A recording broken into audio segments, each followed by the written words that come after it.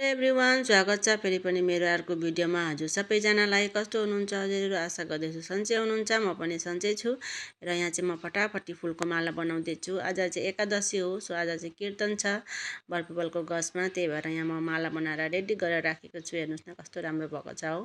र माला बनाइसकेर यहाँ चाहिँ म हातमा कटारी लिएर बारीतर्फ जाँदैछु है। र बारीमा चाहिँ सब्जी हुन चाहिँ सजिलै छ होइन, भन्नुहोस् त, केही न केही सब्जी भइ नै राख्छ। अब यसो टिपेर खानु कहिलेकाहीँ सधैँ नभए पनि। र आज चाहिँ टिपेको छु मैले लाउको मुन्टा। हेर्नुहोस् न यस्तो मजाको भएको थियो र आज चाहिँ म लाउको मुन्टा बनाउँछु भनेर यहाँ टिपेर ल्याएँ र केलाउनु बसिसकेको छु है। र यहाँ फटाफटी लाउको मुन्टा केलाउँदैछु। अब केलाउनु त टाइम लाग्छ होइन, अनि म चाहिँ यहाँ केलाइराखेको छु र केलाउँदै केलाउँदै छोरालाई ल्याउने टाइम पनि भएको थियो र मैले छोरालाई ल्याइसकेको छु। र मैले चाहिँ यहाँ दाल बनाउँदैछु है। सधैँ त अब बाबाले ल्याउनुहुन्छ नि त, अब कहिले कहिले मात्रै म जान्छु लिनुलाई छोरालाई चाहिँ। र छोरा चाहिँ आउने बित्तिकै यहीँ होमवर्क गर्नु बसिसकेको छन् र मेरो छोरा चाहिँ सधैँ यसरी स्कुलबाट आउने बित्तिकै होमवर्क चाहिँ गरिहाल्छन् होइन। अनि म चाहिँ यहाँ फेरि फटाफटी सब्जी बनाउनुतिर लागेको छु है। हेर लाउको मुन्टाको सब्जी पाक्दैछ र यता चाहिँ पकाएर म चाहिँ फेरि यहाँ मसला पिस्नु थालेँ। तोरी हाल्नुपर्छ नि त, त्यही भएर तोरी जिरा पिसेको फटाफटी पिसेर यहाँ चाहिँ मैले सब्जीमा हालि पनि सकेँ है। र हजुरहरूको चाहिँ खाना भयो कि भएन कमेन्ट गरेर भन्नु होला।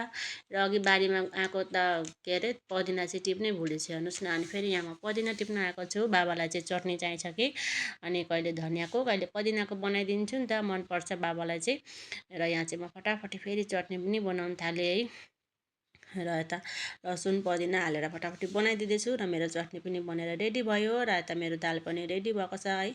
र बाबालाई चाहिँ बोइलिङ मनपर्छ, अनि बाबालाई चाहिँ बोइलिङ बनाइदिएको छु। मेरो सब्जी पनि पाकिसकेको छ, हेर्नु सक्नुहुन्छ कलर कस्तो दामी भएको छ र खानु पनि दामी हुन्छ। हजुरहरू पनि ट्राई गर्नुहोस् है एकबार।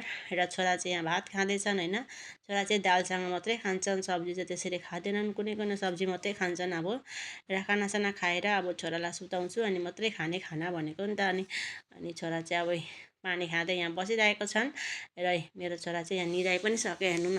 र मलाई चाहिँ यस्तो मजाले धडेर सुतेको छ नि त, अब छोडेर जान्छ भनेर। र छोरा चाहिँ सुते अब चाहिँ। अनि आजको लागि यति नै, फेरि भेटुला अर्को भिडियोमा। भिडियो मन परे लाइक कमेन्ट सेयर गरिदिनु होला है। र भिडियो चाहिँ अन्तिमसम्म हेरेर धेरै धेरै माया दिनुहुन्छ भन्ने आशा गर्छु। By by.